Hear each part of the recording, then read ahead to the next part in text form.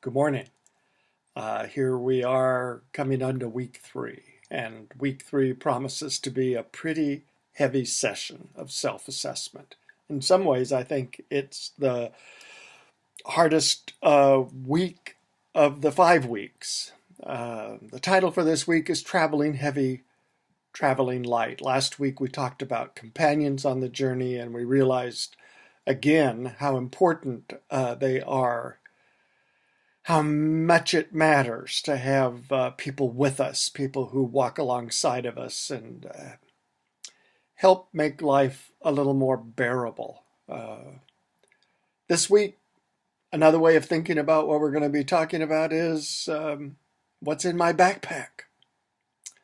Before you dig very far into the assignments for this week, I want to encourage you to check out 3 different videos you'll find on Moodle. One of those is from The Way. You've seen it before, so if you want to skip this one, you can, but it revolves around the backpack. But the other 2, I really want to encourage you to watch. Pay special attention to them. They're from the recent film Wild. As you may know, Wild is based on the real life adventures of a woman who kind of out of the blue and for all kinds of personal reasons, some of which she doesn't even understand, decides to hike the Pacific Crest Trail from Mexico, so to speak, to Canada. She does it with a backpack that comes to be called Monster, which gives you some insight into why I might be choosing these particular clips for you to watch. These three videos can provide a pretty powerful context for everything else that follows in the course. The self-assessment we're engaged in this week is about what's in our backpack, all those necessary things. I'll put that in air quotes, necessary things that we think we need to live. In the last several months, for example, I've been going through a really hard process of gleaning. I love books. I'm one of those persons who thinks that a book read is now a friend. And it is nearly as hard for me to let go of a good book as it is to let go of a friend. But I needed to downsize for some very good reasons that I'm not going to go into here. So there have been so many sessions of sitting on the floor, so to speak, in front of my bookcases, when I ask myself, really, Arthur, at this point in your life, do you really need this book friend? This kind of assessment is easy when you're suggesting it to other people. It's not so easy when you apply it to yourself, right? We all know that. But I did it. I'm making progress. No, they're not all gone. They will never all be gone. But I'm making good progress. Yet our work and our possessions are often ways that we define ourselves.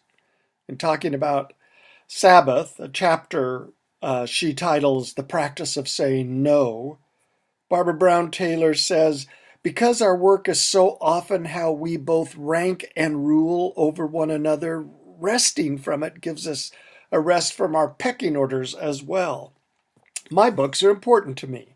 They define me. When you walk into my house and see all my books, well, I know what you think. You think, how smart is Arthur? And how well-read is Arthur? And whoa, notice, please, how many more books I have than you have. No, it was time to say no. And I'm using the public library now. This week, we'll also look at the powerful influence of popular culture. Speaking of books.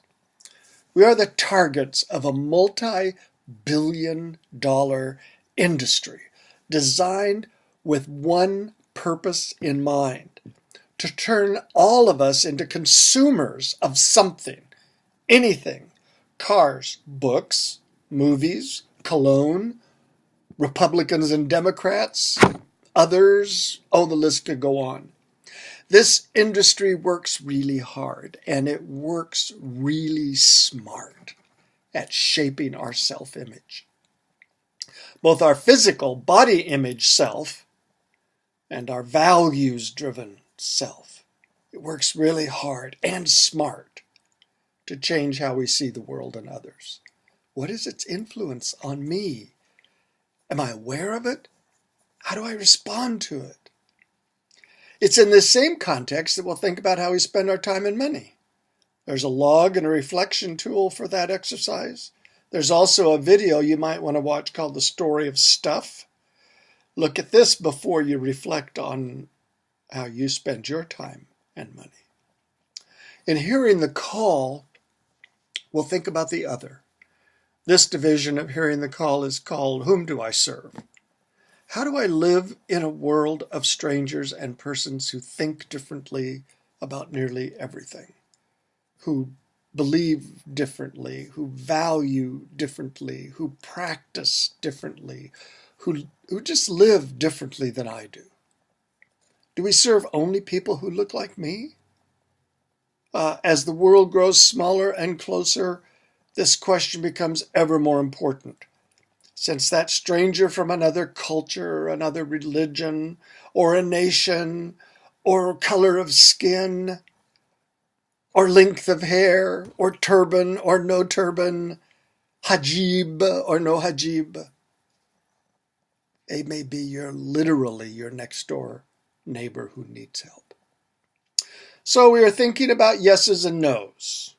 What do I say yes to? What do I say no to? What do I put in my backpack? What do I take out of my backpack? Another writer says, every yes requires a no. The opposite is also true. Every no requires a yes. What are you saying yes to? What are you saying no to? What are we saying yes to? What are we saying no to? Well, as I said, this is kind of a heavy week, pretty heavy week, but a really important one. Looking forward to spending time with you on these important questions.